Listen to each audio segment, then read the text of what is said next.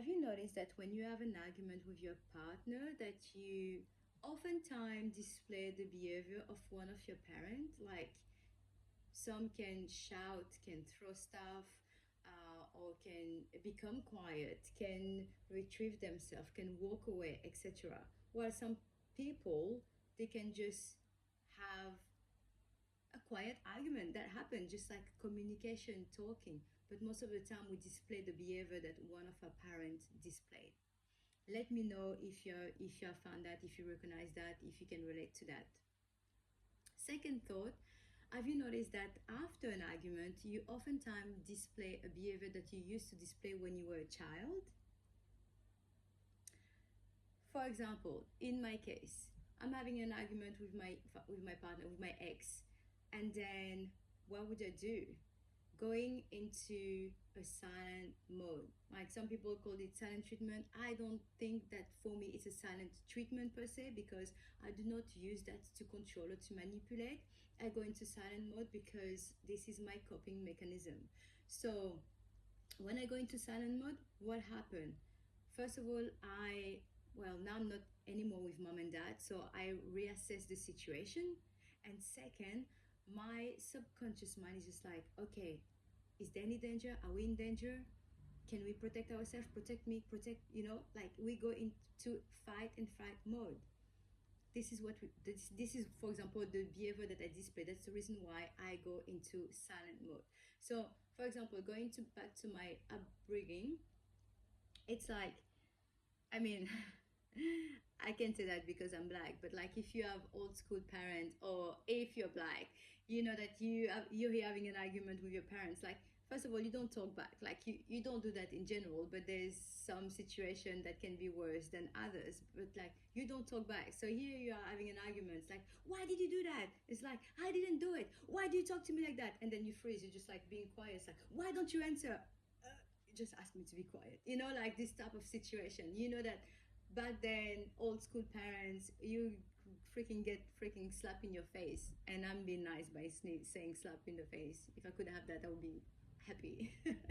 But anyway, so the subconscious mind is just like, okay, let's make sure that we are protected, let's make sure that there's no danger, right? So before, I would say like at the beginning of a relationship, I will go into a silent mode, and sometimes depends of like the intensity of the argument, we go for like, I don't know, 2 days or 3 days without talking. Now there's two things here that I want to point out. So during that moment, I will go silent for a few days, and then one day he said to me, it's not because we have an argument that we can't be respectful with each other. It doesn't mean that we can't help each other, that we can't, still like eat at the same table. Because I will literally be like, oh my gosh, danger, danger, like just need to calm down, like what's happening. And I will, I don't know, have dinner by myself, and I will just go on my side. Like before, we've always had like an extra bedroom, so I will go into my space, etc. And by doing so, by communicating that, it will also communicate that when I go into silent mode, then I triggered him, and that's where his abandonment issue will come up. So if, for example, in your situation, you can recognize, okay, which behavior do you display when you're having an argument, then you can work things out faster. You can help that little child within you to feel safe, to heal, to be seen, to be heard, because we go into relationship to heal those childhood trauma, right? So by communicating that, you can get out of this fight and flight mode faster, right? You can be reassured. So when you know which behavior your partner is displaying, whether it's going silent or freeze or laugh, I don't know which other behavior that you can display, and please share as well so that I can be aware of it. um, then you know that you can do something about it. You can help your partner to get out of this fight and fight mode. You can whether by communicating you know that that person just needs space and the space is enough, or whether you need to communicate something to reassure that there's no danger, to reassure that the you guys are good. Or sometimes what you can do is you can use a love language. Now, be aware, please, that if you decide to use the love language as a method to reassure that there's no danger, please use the love language of your partner, not your own love language, because this can make things worse. And I'm saying that based on my own experience. If I am here, we just had an argument, and I go into silent mode just because I need to calm myself down, and you come here and be all touchy and stuff, it's like, get your hand off me, like, don't talk. Don't reassure someone with your own love language, not someone. Don't reassure your partner with your own love language, but his or hers. Okay. I hope this video makes sense for you. I hope that will help you in the future. And you know what? It's never too late to be better. It's never too late to communicate. It's never too late to work things out. It's never too late to be better. I say that again. um, Now, yes, the silent treatment can be used in a way to control or manipulate.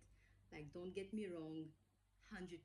Like, I've had also that, I have experienced that as well myself, where my own coping mechanism have been used against me, thinking that I would be triggered. But for me, it doesn't trigger me. Like, if you want to use the silent treatment to trigger me, I'm like, I love the silence.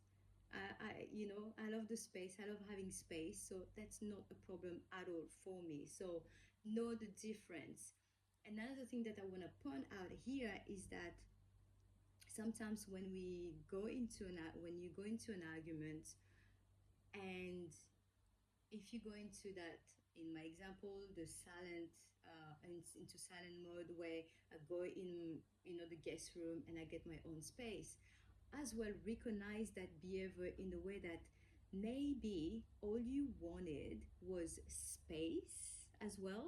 Maybe you just needed space, because some people can be like, oh, after an argument, what do? I don't know, I just go and read a book, or I go and just eat my chocolate, and whatever the behavior that they display. And sometimes it's like, why, instead of having an argument, you don't just communicate what is it that you need? Oh, I want space. Can I have space, please, right now, to be able to do this? Or some people go and watch TV, Netflix, and all that. Just communicate what you need. So therefore, you may not need to argue with that person, right? So there's two things here that I wanted to point out. Just like, which behavior do you display when you have an argument? That can be a childhood trauma that needs to be seen, felt, heard, and healed. But also, it can just be a behavior that, like, oh, I need space. Oh, I need my time to be able to read my book. Oh, I need some time to be able to watch my TV in peace. So if you communicate that, if you're aware of that, then you may avoid arguments. You may reduce the time of your fight and flight mode by being able to communicate what's going on and move on. And this is a way, like, move on, move forward. This is a way to be able to um, deal with your issue faster and on another level, you know, on another vibration. So I really hope that this video is really helpful for you. Please leave your comment, and also, what do you do when you have an argument? What is your coping mechanism? And if it's not that, and if it's not about the childhood trauma, what is the things that you gain after an argument? What do you do after, that you can actually just communicate to have this without the argument? Again, I hope this video is helpful for you. Leave me a comment and have an amazing day.